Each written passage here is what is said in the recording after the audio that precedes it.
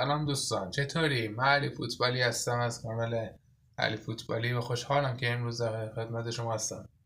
دوستان امروز تو ویدیو قبلی من داشتم گیم پلی میگرفتم، این بازی میکردم و توضیح میدادم، دیدم یا حافظم پر شد، رفتم حافظم خالی کردم و اینکه متاسفم که این مشکل پیش اومد و از همتون معذرت میخوام. امیدوارم که اگه این ویدیو رو میبینید حتما سابسکرایب کنید و زنگوله بغلش رو بزنید. اون زنگوله رو دکمه آل رو بزنید، یا موقعی که حساب میکنید دکمه آل رو بزنید که حتما وقتی که اگه ما ویدیو جدیدی منتشر کردیم شما اولین دفعه تشریف بیارید، قدم سر چشم رو بذارید و ویدیو ما رو ببینید. امیدوارم که از ویدیو امروز خوشتون بیاد. در این ویدیو میگم که دعوای چی هست. بریم، let's go. خب دوستان، اومدیم قسمت بخش دیویژن ریوارز بازی فیفا موبایل. دوستان ما حالا تو تمرین چند تا چیز زدیم برای اینکه ما وقت ویدیو زیاد طولانی نشه، یک دو تا گیم پلی میریم، خلاصه هاشو واسهتون میذاریم و انشالله که لذت ببرید. PS اتک رو بزنیم. فیلم میگیره ریروسه؟ بله داره میگیره. خب چهره امباپه است. حالا ترکیب هم نشونتون بدیم. ما هشتمیم، بارکولا، کورتوا، کمپانی.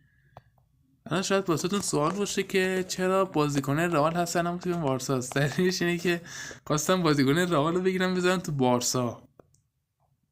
آره خواستم بذارم تو بارسا و بالاخره دیگه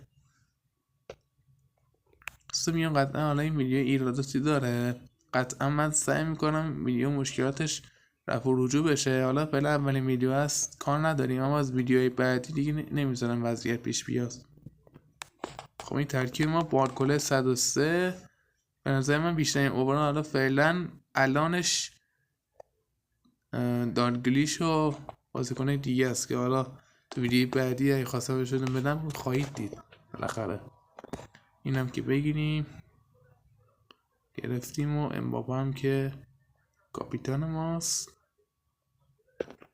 دوستان نشونتون بدم ما چندمیم. 2 دقیقه و 43 ثانیه. خب سعی میکنم دوستان فیلم تا 5 دقیقه بشه، 5-6 دقیقه، حالا تا 6 دقیقه که ما الان 8م و 3 تا برد کسب کردیم. یه بارسای دیگه هم هست اونم 3 تا برده. چه جالب.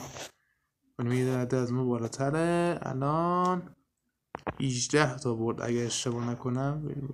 بله 18.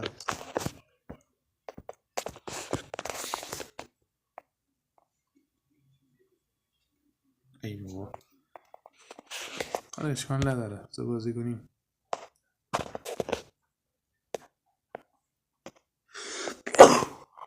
ببخشید دوستان، آن در هم من حریف اینا میکنه. این نشونتون بدم که چجوری من گل میزنم و بالاخره. خب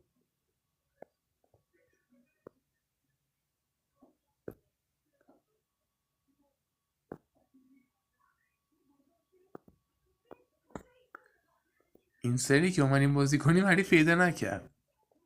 اگه دو بازی کرده بودن الان درجه خیلی آسونشه. حالا درجات سختش هم انشالله خواهیم رسید.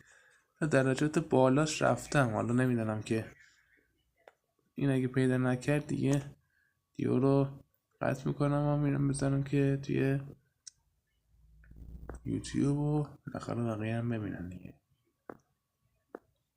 دوستان هر مشکل انتقادی چیزی دارین بگین، من قطعا حلش بکنم.